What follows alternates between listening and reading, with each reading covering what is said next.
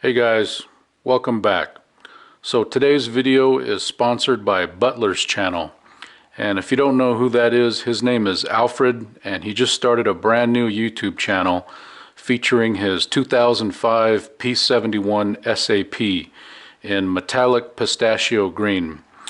And he's also got 6 other cars that he owns that are registered, insured, and driven on a daily basis. And it's his job to make sure they're all safe and operable. And I think that's just admirable.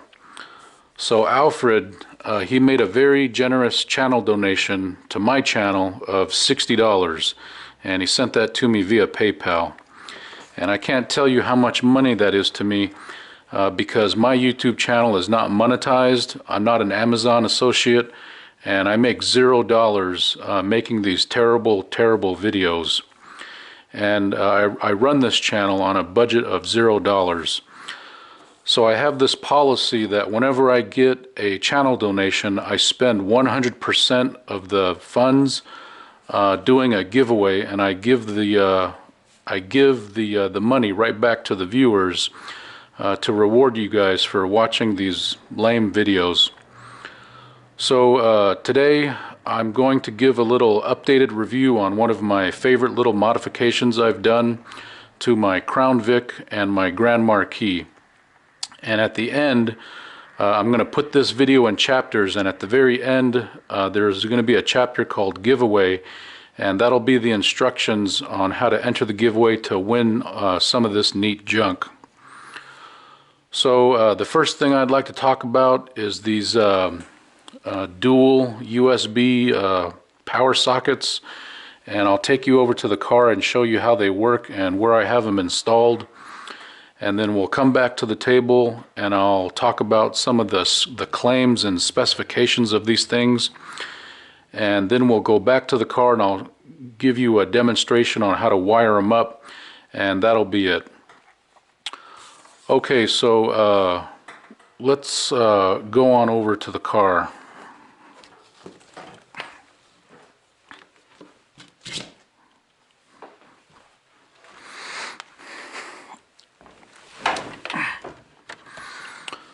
So about 2 years ago, when I got the Grand Marquis, I knew I wanted some better options for powering my devices like cell phones and dash cameras and whatnot. And we drive these old cars, and there's really only two positions, or there's only two options that they give us from the factory for power. And that's the cigarette lighter and this ashtray. And then there's this power point down under here. And I really don't like driving with this ashtray out because it hits my knee when I drive, and it kind of hurts a little bit. And so I was using something like this. This is a little dual USB power outlet that plugs into the power point to give you USB power. But I really don't like these because these are great until they come up missing. Maybe you took it out to put it in another car, or it just grew legs.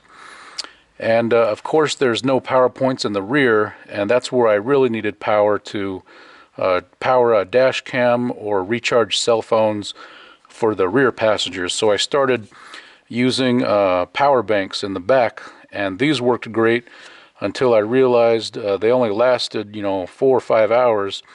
And when they're dead, then I have a cell phone to charge and a power bank to charge, so that really didn't work out. So what I decided to do is to install these power ports. I installed one here in the dash, and you can see that it's on constantly. So I have this wired to constant power. And the other two are in the back in the rear doors, and let me show you how those work.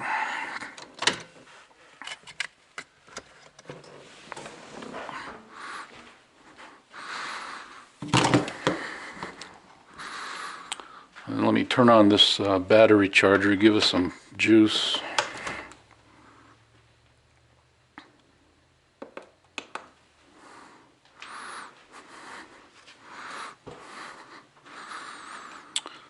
Okay, so like I said, the one I install in the dash in the front of the car, That was pretty easy to install. I just tapped into the factory power point, and it runs constantly, regardless of the position of the key. Now these on the rear, I installed them right here in the rear door in this little ashtray plug where they used to put the ashtrays in the older models. So you can see when the key is on in the run position, it lights up and it gives you power, and you can charge your device, and you can see the device just turned on. Now the reason why I put them in this door right here is because there's already power in the door for the power windows, and I didn't really feel like running a new power wire. And these little USB outlets are so power efficient, they don't draw too much power and they don't affect the operation of the window.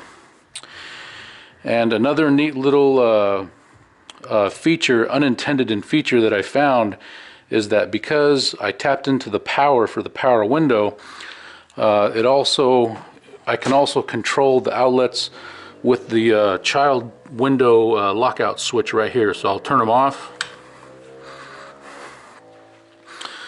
And then now you can see the voltmeter is off and the phone is not charging. And if I turn it back on,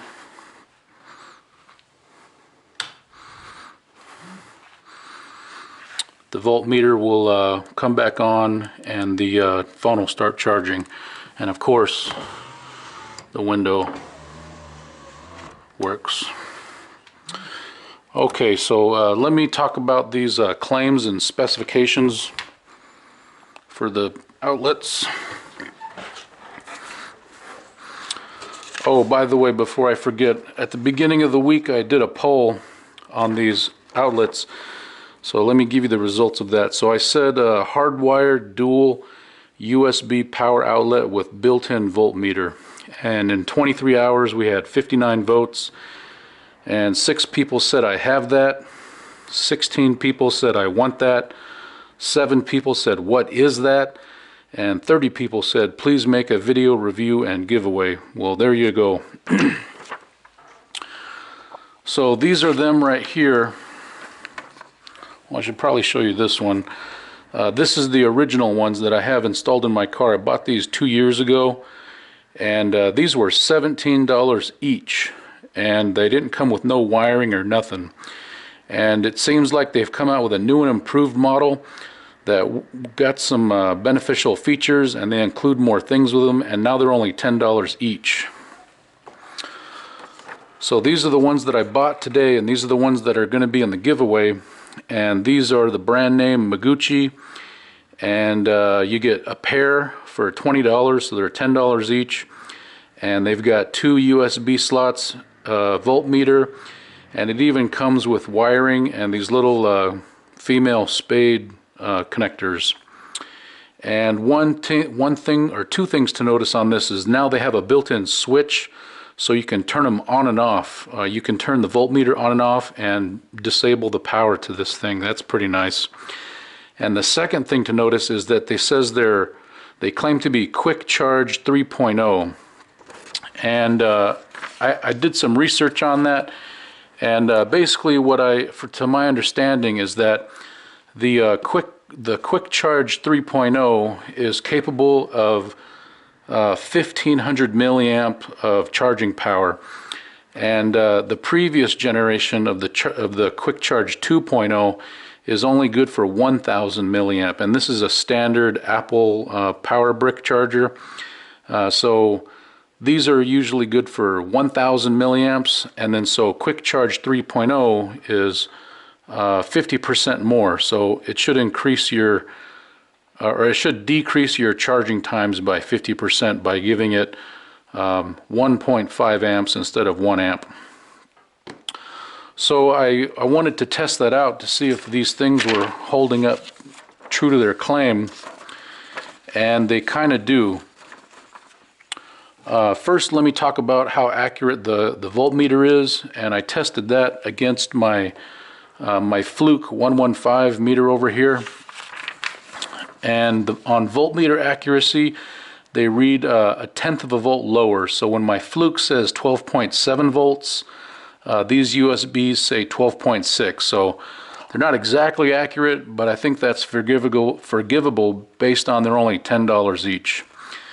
And then I measured the current draw when these things are actually charging a phone. And so I used this phone right here. It's got a pretty big battery. It's got like a 4,000 milliamp battery. And I completely discharged it so that when I plugged it in, it would be giving the maximum amount of juice to it. And I measured that, and my the current output on one slot, it was 1,500 milliamps. So it's right there at the specification for Quick Charge 3.0. But I found something interesting is I have a second cell phone, and I discharged that, and I plugged up both phones into both slots. And what I found is it cut the current in half. So it only gave 750 milliamp to each slot. So you only get the 1,500 if you use one slot. If you use both at the same time, it cuts it in half to 750 milliamps. So, but that's kind of understandable. And the second question I wanted to know is how much power do these things draw in just idle when they're just connected to the car constantly, like I have them in the front. And when they're connected just on standby with the voltmeter, they use 13 milliamps, and when you touch the off button, it brings it down to 2 milliamp. Now, what is 13 and what is 2 milliamp? Well, just to give you some a comparison here, I think we're all pretty much familiar with this. This is the factory halogen dome light, and I measured the current draw on this, and it was 642 milliamp. So to put that into perspective, I'm sure we've all had a car where we left the dome light on for a day or two, and it drained the battery to the point where it wouldn't start the engine. So if this dome light killed the battery in one day, it would take 49 days for this power outlet to drain the battery with its little 13 milliamps. So they really draw a very, very little amount of power. And the last test I did is I charged up my cell phone, or I drained the cell phone to 15%, and I let it run for 30 minutes with the Apple charger at 1 milliamp, this 1500 milliamp, and then this using this one. And so at 1000 milliamp, it charged the phone to 43%, and then using the 1500 milliamp, it brought it to 59%, and then using the USB, it brought it to 56%. So it's a little bit shy of the factory 1500, but I still think that's a pretty good job given how cheap these little things are. Okay, now this is going to be a really boring part of the show. Let's go over to the car, and I'll show you how these things are wired up. So this right here is the one I installed in my right rear passenger door, and you can see that I've taken this little ashtray out, and I've drilled the hole with this little bit in this little ashtray plug like this. That looks like that. And then you'll stick this in here, and then you can put the whole unit back together in here, and then plug this into the door, and then plug in your two wires. So that's pretty self-explanatory. Now let's go look at the wiring.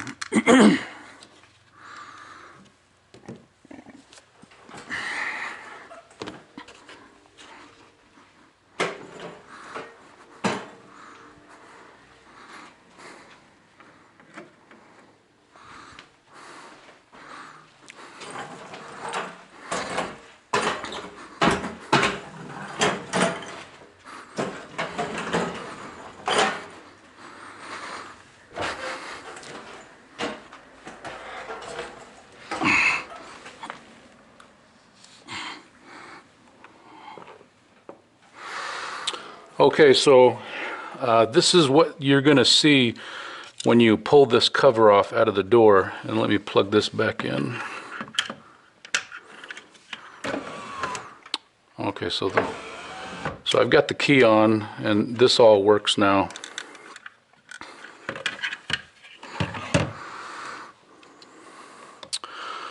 Okay, so again, hooking up or doing the wiring for the one in the front was a no-brainer, because that's just hooked up to constant power, and there's only 2 wires, and I just tapped into the factory power port.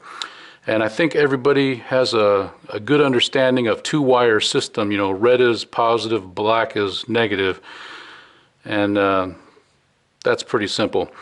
But when you're coming to the window door, it's just slightly more complicated, and I'll show you what I did here. So the last time I was in here was 2 years ago, and I've already forgotten what I've done. But backtracking and looking at my work, I've been able to piece together what I did. So a good tip is that whenever you're working on an electrical part of your car and you're not familiar with it, it's a good idea to print out the wiring schematic of whatever you're working on, and that's what this is right here. So I do have a video. I'll put a link to that video down below, and that's how to obtain service literature with these wiring diagrams for free at no charge. So I printed this off and I looked at it to familiarize myself with, and you know, these things are pretty complicated, so I set it right back down, and I thought I would bring out my test light, because I love these because they're just so simple and easy to use. And so I wanted to figure out which one is the positive wire. So this plug right here is the switch that works the window, and this is the power source we're going to be tapping into. So on the back of this plug there's 5 wires. There's 3 of them are red with different color stripes, and 2 of them are yellow with different color stripes. So we've got 5 wires coming out of here, and then we've just got 2 wires going to our little USB outlet, red and black. So which one is positive? So I like using these test lights because they're so simple to use. So I've got it connected to my good ground over here, and I just started probing the back of the pins on this connector. And this one right here, you can see when I touch it, the test light lights up. So right there, that's half the work, detective work, to find out which one is positive. And then I've got one of these little T-tap connectors, so I've got it tapped into that one for the positive. That's our positive one. And then when I wanted to find out which one was negative, I got out my little meter here, and you don't need an expensive meter. This meter was only $5 on Amazon, but it works. And so I put it on my continuity check just to find a ground. So I'll connect it to my ground here, and then on the other 4 pins, I started probing the pins, and it turns out all 4 pins were grounds. So then I was forced to go back to my little wiring schematic here, and what I found is I found one of them, this one right here, yellow with a black stripe, in the normally closed, or in the at-rest position of the switch, is the ground. So I chose that for my ground, and that's this one right here, this one, yellow with a black stripe. So to confirm that, I've got my meter on continuity check, and I'm just going to probe that one wire. It's this one, and you can hear my little meter beep. So that tells us that's a good ground when the key is on. And then I'll give you a demonstration of how this works. So negative goes on there, these little connect on here, and this is the USBs that I'm going to be giving away. So You can see it's at 12.9 because I hooked up the battery charger, and this is how the little touch button works. It's like a little touch sensitive. You touch it and it comes back on. And check this out, when I operate the window,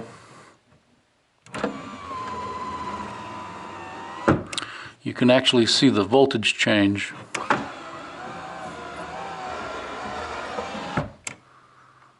So I thought that was pretty neat.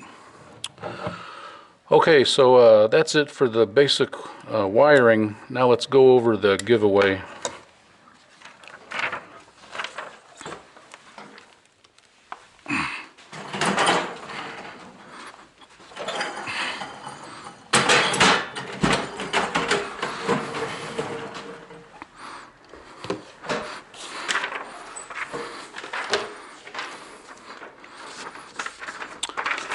Okay, so the rules for the giveaway: I'm going to be giving away 2 of these USB power outlets, the step bit to drill the hole, a test light, this 4-piece pick set, and this magnetic nut bowl, and the wiring to install these things.